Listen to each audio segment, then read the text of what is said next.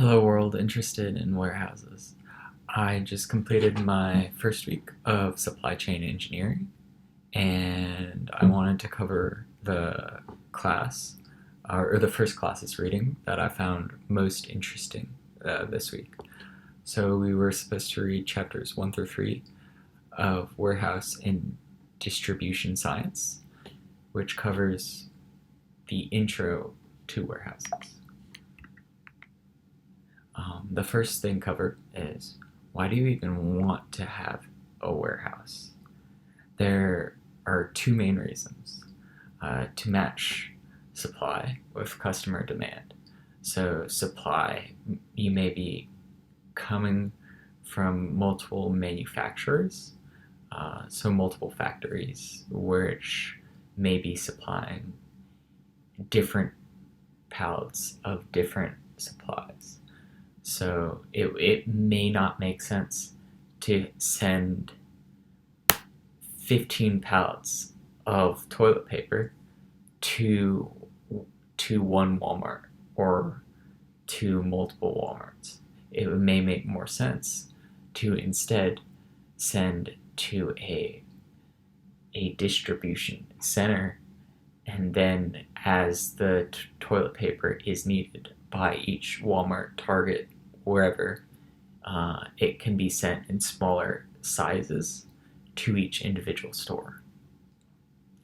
So you may be getting large shipments every 5, 10, 15 days from a factory, but you may send a smaller shipment every day, every 2 days to a smaller store instead.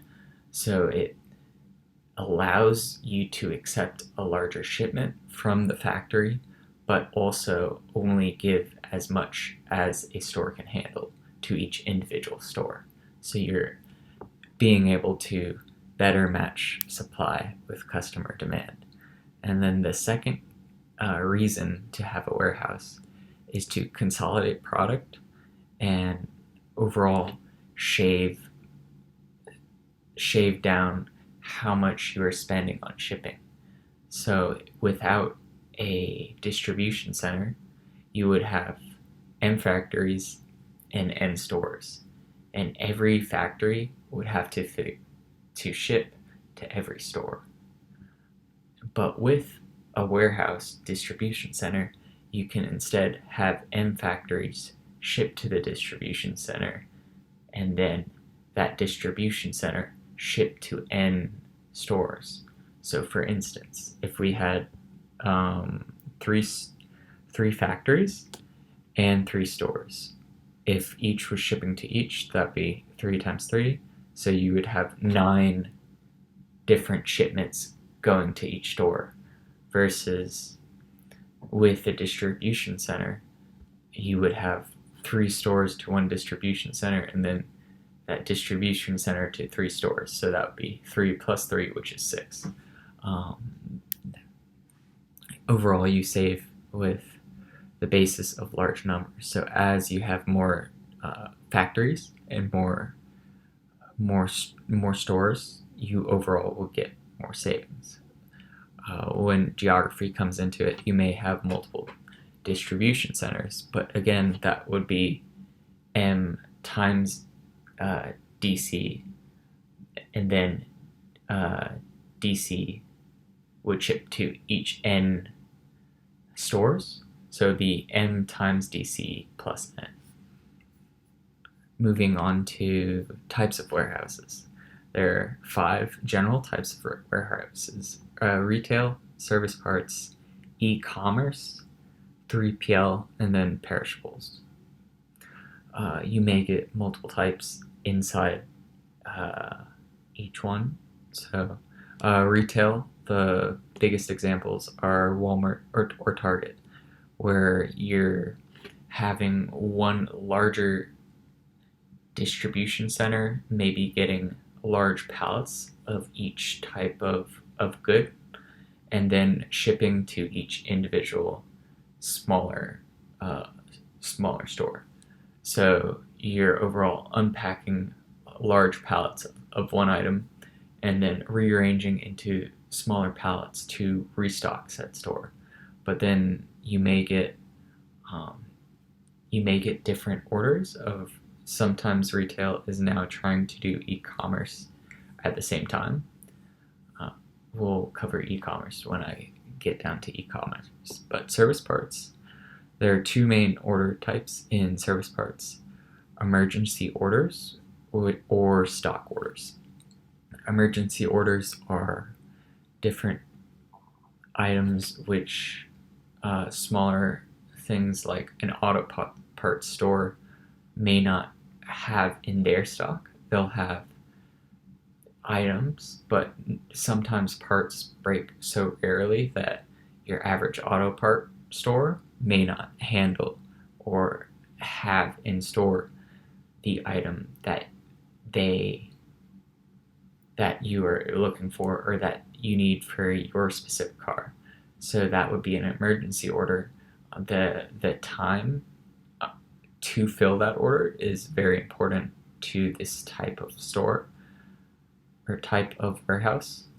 So the faster the reaction or filling of that order, the happier the customer will be. Then the other type of order that a service parts store would have is stock orders. Stock orders are just filling up your average auto parts store, so that order type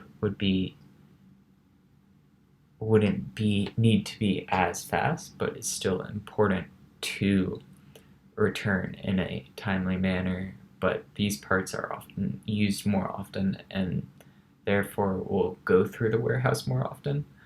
I guess the bad thing about emergency orders is they're often parts that may sit on a shelf for a long period of time, maybe 3 months or a year. Hopefully not, but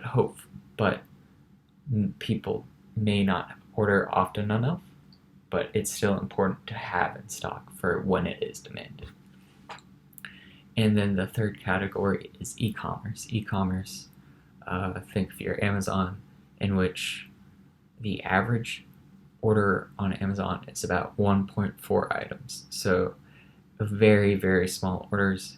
You're trying to fill the orders as quickly as possible. So you often want to combine orders or items into one shipment parcel so that it can get to the customer as fast as possible. But again, there are very few items, so it's often quicker to fill multiple orders at once and try and get them out the door as quickly as possible so the customer remains as happy as possible. The third or fourth category is 3PL. So they're often serving multiple customers within the same warehouse. This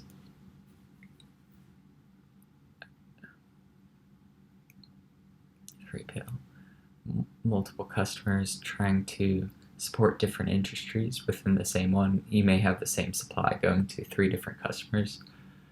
Then the fifth category is perishables. So things like where you have a freezer, where maybe it's flowers, maybe it's frozen or refrigerated items, or fresh fruits or vegetables.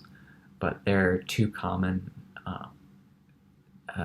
mottos or sayings: first in, first out, FIFO, and then first expired, first out.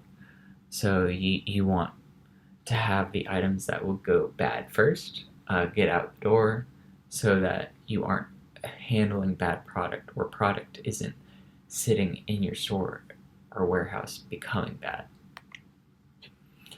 The next part of intro to warehouses is material flow. You want your warehouse to flow kind of like a fluid model, as smooth as possible with no bottlenecks. So at any time stuff is sitting, it's negative on the balance sheet. So you do not anything out the door is a good use of the warehouse, and theoretically you would want to have an empty warehouse and then have it filled and then go to an empty warehouse to have the most money not sitting on the shelves. But that is usually not possible. And as the fluid model, you want stuff to flow as fast as possible and sit the least amount of time possible on the shelf so that it can earn money quicker and not be negative on the balance sheet for as long as it is. Then the next important term is SKU, or stock keeping unit. That is the smallest physical unit tracked by an organization. Important terminology for the future in this course. There are 5 different items in which something may come in to the warehouse. It would be shipped in a pallet, which is filled with multiple tiers, each layer of boxes. It would be called a tier, and then a pallet is the wooden thing that things often come in. Each tier or layer is made up of multiple boxes, which may be a case or carton, and then inside the case or carton you'll get an inner pack, which would be a row of individual pieces, which are often referred to as piece for each. Then once you have your designated breakdown of the warehouse items, there are 2 types of storage systems generally in warehouses. You have dedicated storage, which it would say if I have one brand of multiple brands of toilet paper, one brand would always be stored at this designated location. Versus shared storage, I may have multiple locations where I could put that one brand of toilet paper. But there are pluses and minuses to each, pros, cons to each type of storage. The dedicated storage is 50% utilized in that you will only have it all the way stuffed every once in a while. It will often sit not completely filled up. Versus shared storage, you may be able to empty this one storage place and refill it faster and have it, therefore using it as shared storage. So you can empty out a location and then refill that location with another item once it is originally emptied. And however, with shared storage, you get more utilization the more places you have, but diminishing returns. So 2, you may get 60 to 70% utilization, so that's an increase of about 16%, versus with 3, it'll be mid-70s, so that's increase of 8% more. And the more you have, the more utilization you have, but you get less with each individual separate place that something is stored. Then looking into Little's law, for a queuing system in steady state with average length of L, the queue time equals the average arrival rate lambda times the average waiting time. So the length of time that something sits in a queue is the arrival rate times the average waiting time in between filling each individual item. Moving on to warehouse operations. So there are 4 major steps that take up the time that a warehouse is operational. 10% of the manpower is often spent during receiving, so scanning, breaking down, unloading different items from a truck that would arrive from a factory. Then 15% of the time is putting away, so moving each item to a designated storage or a shared storage location. Uh, Moving on to order picking, which is the largest portion of time that is spent for warehouse operations. This is 55% of the total time. The next category is checking and packing, so making sure once the order is picked, everything that was supposed to be picked is inside the order, and then making sure it is all of good quality to try and prevent returns. Because returns for e-commerce take up 20 to 35% of the total time spent by a warehouse. But for this breakdown, were purposely excluded. But moving back to order picking, 55% of the overall 55% is spent traveling, 15% searching for each individual item, 10% is pulling the item, and 20% is paperwork and essentially showing that you picked the right item. Moving on, you can do broken or split case, which just means you're picking smaller items. So picking in each item individually, it takes more labor. Picking can be shared. So there are different ways where if there are larger orders, such as retail stores, Target or Walmart, you may have multiple pickers pick for an individual order, or you may have, for an e-commerce store, have one picker for one order. Again, you want time to flow as fast as possible, or orders to be picked to flow with time. So I'm now in 4 classes. That I've completed my first week of classes as a supply chain engineer in pursuit of my master's degree.